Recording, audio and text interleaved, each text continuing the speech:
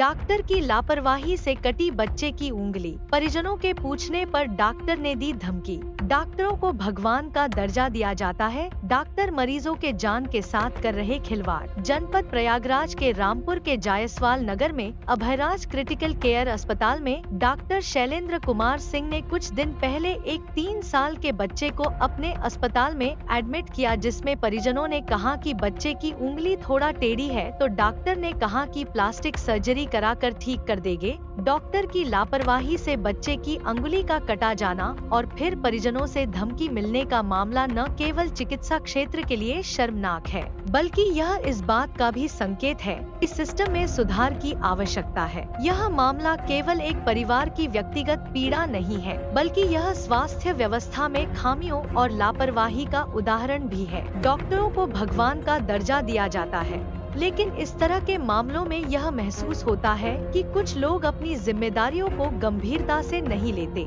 अब यह प्रशासन और स्वास्थ्य विभाग की जिम्मेदारी बनती है कि मामले की पूरी जांच हो और दोषियों के खिलाफ कड़ी कार्रवाई की जाए कि भविष्य में इस तरह की घटनाओं से बचा जा सके।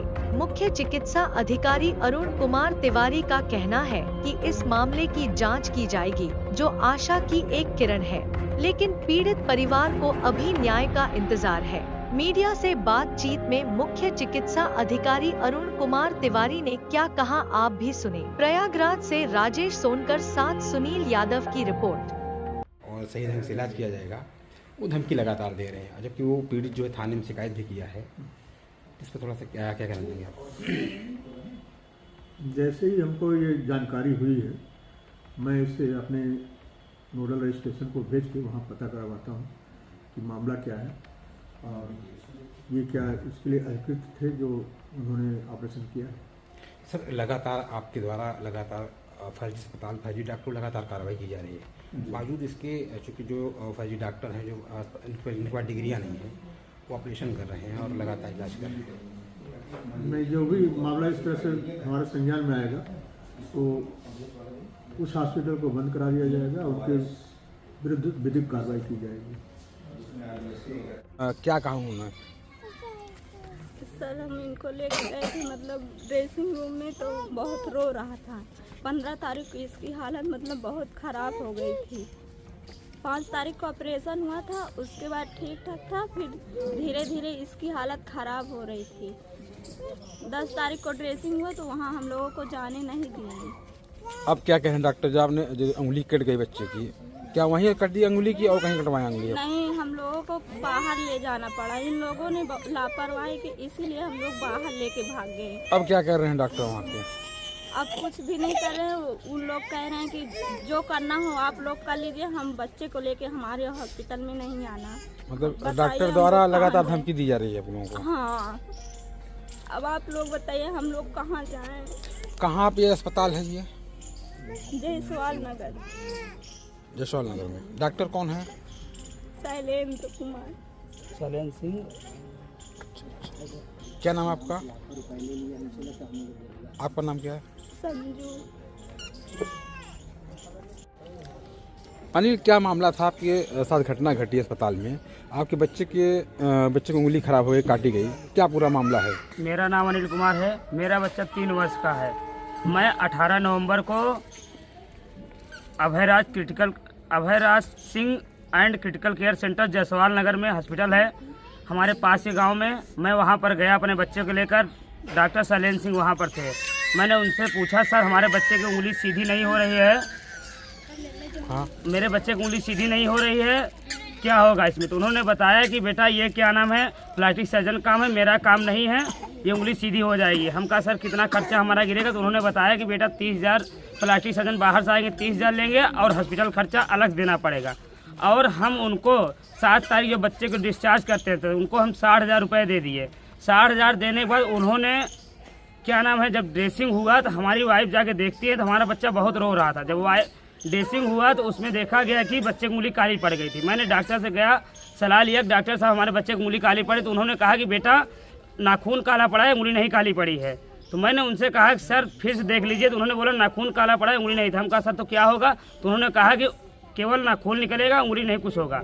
उसके बाद मैं उनसे बार बार रिक्वेस्ट करता रहेगा, सर हमारे बच्चे का ध्यान दीजिए, भविष्य की बात है, हमारा छोटा सा बच्चा है 3 वर्ष का, उसकी उंगली में कोई दिक्कत ना हो। तो उन्होंने कहा कि फिर से क्या नाम है, प्लास्टिक सर्जन बाहर से बुलाना पड़ेगा और उसका अलग से खर्च फिर देना पड़ेगा। हम फिर दोबारा खर्च देना पड़ेगा। हाँ, दोबारा खर्च। फिर हम उनको 30,000 रुपये देते हैं और वो हमको अपने बातों में उलझा लेते हैं और ना तो बाहर से प्लास्टिक सर्जन बुलाते हैं, खुद ये आर्थो सर्जन है, प्लास्टिक सर्जन का काम करके हमारे बच्चे का भविष्य खराब कर दिए। जब हम 24 तारीख को डॉक्टर DC श्रीवास्तव के पास ले जाते हैं, वहाँ पर उन्होंने जब ड्रेसिंग खोला, देखा तो हमारे बच्चे की उंगली एकदम सड़ चुकी थी। उसके बाद उन्होंने कहा कि हम तुम्हारा केस बिगड़ चुका है, तुम फिर ले जाओ वहीं हॉस्पिटल में।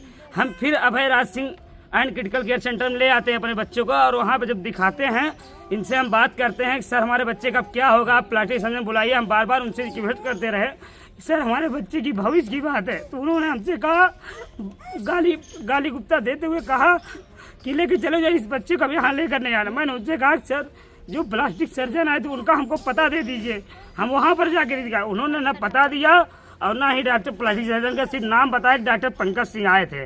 उसके बाद ना हमको पता दिया, ना मैंने शक्ल देखा कौन थे डॉक्टर पंकज सिंह। पैसा बचाने के चक्कर में डॉक्टर शैलेंद्र सिंह हमारे बच्चे का भविष्य खराब कर दिए।